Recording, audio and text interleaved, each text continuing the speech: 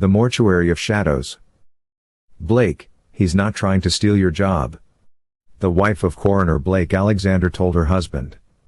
He had just told her his new co-worker in the morgue was trying to steal his job. Angel, he's just too perfect. Moaned Blake, I can't keep up. In the room walked the man they were talking about. They were at work in Blake's dingy little office in the morgue. What do you want, Dante? Asked Blake. I wanted to tell you I stayed back a little last night. I did all the autopsies and the paperwork for them and found a better way to do a few things. I'll show you later, said Dante Drax. You did 10 autopsies and the paperwork. Blake said, exasperated. I did something wrong? Asked Dante of Blake, not sure why he was asking him it. In the room appeared a man in a police sergeant's uniform out of thin air. Hi Uncle Ray, what's up? Said Blake. Hi Blake, I need help on a case, said the sergeant, who was not as human as he looked. I have plenty of time. Dante did all the work here, said Blake. Oh good, I actually came here to see Dante, Renard Xander Drax said. Oh, what do you need? Asked Dante. A coroner, it's a murder, said Renard. Blake was put out. He rolled his eyes and looked his wife in the eyes. Blake had been Renard's go-to man when he needed help on a case. His wife smiled at him. Angela, I'll need your assistance, said Dante to Angela, who was an assistant coroner. Okay, said Angela. Blake sat alone and bored, listening to Coldplay music on his phone. He did this until his least favorite person came. We got some work for you, Dr. Death, said the orderly. Okay, what is it? Yawned Blake, stretching. The orderly gave him a folder. Blake read through it and turned off his phone. Take me to them, said Blake, rising from his chair. The orderly led Blake upstairs to a group of worried people. Them, the orderly said, and walked off. What about us? Asked an elderly man. You are here for Henry Walters. Yes. Why, how did the operation go? Asked John, his dad. Sadly, I'm afraid he didn't make it. Sorry, Blake said. Oh no, the mother of Henry Walters cried. How, it was just a tooth extraction, said Mr. Walters, confused. I think it was the anesthetic. It can have a bad reaction in some people, said Blake, feeling like a ghoul for enjoying the distraction which this grim work was. Oh, said Mr. Walters. Later, a dimension away. What do you mean? I have another assistant. I never had anyone but Morton, said Mortimer, the lord of the underworld, in his surprisingly well-made old wood-lined office. In the office was nothing but an old chair and a wooden desk filled with towers of paperwork. On the desk sat a quill and ink. Also in the room was a door to a capacious closet. Okay, show them in, Mortimer said. When the assistant walked in, Mortimer muttered, oh hell. The assistant was floored too. Blake, you were the last man I expected to see here, said Dante Drax.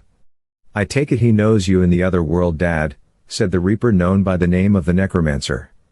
Yes, he works in the morgue, said Blake, who was Mortimer. The morgue? Said the Necromancer. He's a coroner too, said Blake awkwardly. So that's your place with the interdimensional portal to here in the backyard I came here through, said Dante. I did some weeding before I came here. There. Yes, said Blake, disturbed by the fact Dante had done his garden work. I'll help you with your paperwork, said Dante. Darn, Blake thought. He thought he would be replaced there too. What is wrong, Dad? Asked the Necromancer in his father's head. Nothing, Blake replied in his son's head. Okay, you don't want to talk of it, said the Necromancer, thinking he wasn't interested anyway. He never did like meddling in other businesses. Later that week, Blake sat bored as he practiced throwing Redback Bicycle brand poker cards across the room into a blue top hat on the other side of the room, mostly accurately. Sometime later, in his underworld, in his office, the paperwork was all gone. Dante had done it all, to Blake's annoyance. Blake pulled out his phone and said, okay Google, play Coldplay. Death and all his friends played. Blake looked depressed. The cards disappeared into thin air. In walked Dante. Don't you ever knock? Asked Blake. No, it wastes time, said Dante. What do you want? Asked Blake. I thought I should take death away from his friends for a while, said Dante. What else are you planning to outdo me in? Something else, said Blake, depressed. You are so depressed and lifeless at the moment, Blake. You need to do some work to brighten you up, said Dante. What can I do? You've done everything already, said Blake. Dante picked up the hat and dusted it off and passed it to Blake. You mean Blue Midnight can help, said Blake. Yes, there is always work for my Emperor Blue Midnight, said Dante, smiling. What do I call you in that disguise? Asked Blake of Dante, who was dressed as a masked magician in yellow. Starlight, said Dante. The police call me the Starlight Knight, said Dante. Isn't that an anime character's name?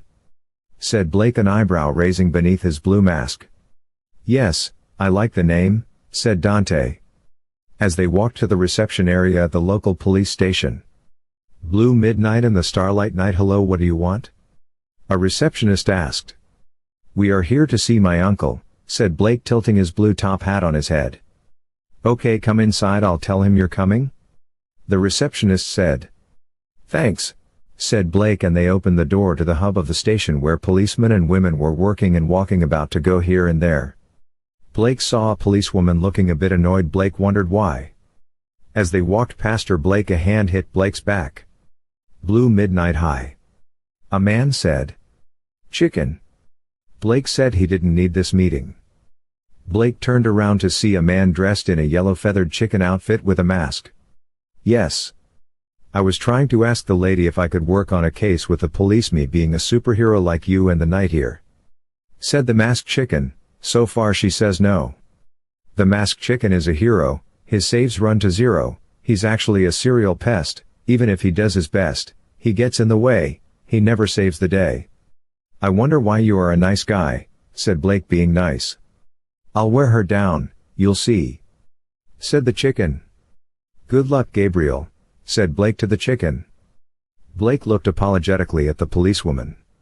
Have a good day, Blake, said the chicken as Blake and Dante started to walk off.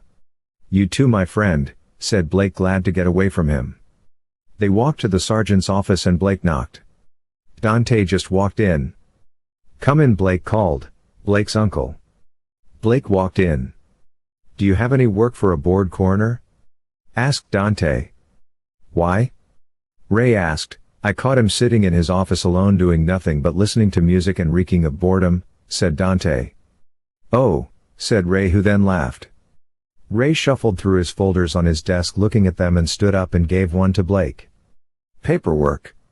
Blake said, surprised at how much he missed paperwork. He generally hated it. Blake read the pages in the folder. It's him again. Blake said. Yes, we think the necromancer did it too, said Ray. We'll catch him one day. He doesn't have snowflake's chance in hell, hey Blake. Dante said in Blake's mind. He'll never arrest my son, Blake said in Dante's head. I'll take the case. Blake said aloud. Mind if I assist you? I may be able to help? Asked Dante. Okay, said Blake later in the morgue. As you know, we seldom have any records of the victims of the necromancer except for these letters from hell, said Blake, holding a letter from his son to the police stating the crimes for which they died. Can they ID him from his writing? Asked Dante. No, he used an enchanted quill and ink. Blake said, shaking his head. Oh, so they are literally letters from hell, chuckled Dante. Yes, said Blake, smiling. In the office walked a tall bearded man who resembled Blake. Hi Dad, Dante, said the necromancer. Hi, boy. Have you killed someone else? Asked Blake quizzically. No. The necromancer laughed. I'm here to give you clues. Clues? Have you a death wish? Asked Blake. No, of course not, said the necromancer. You want to play with your food? Blake said. No, I want to help you, said the necromancer, who also wanted to play with the police. What can you tell us? Asked Dante. The paper is parchment from the underworld, said the necromancer. The ink is from there too. Okay, I'll tell them. Mortimer told me about it, Blake said. Name Gavin Thompson, said the necromancer. Is this how you solve cases usually, Blake? asked Dante, rather impressed. No, this rarely happens, said Blake. He needed help, so I came to assist. The necromancer said he has been in a very dark place for a while, so I thought I would help him out of it. I hope you didn't kill the man to get me out of the dark place, snapped Blake. No. Of course not. He died because he was an evil serial killer, said the necromancer adamantly. Oh, one of you, hissed Blake. No, I kill for fate, said the necromancer. Whatever you say, said Blake. A folder materialized on the empty slab in front of Blake. What's that? asked Dante. Blake picked it up and read its content.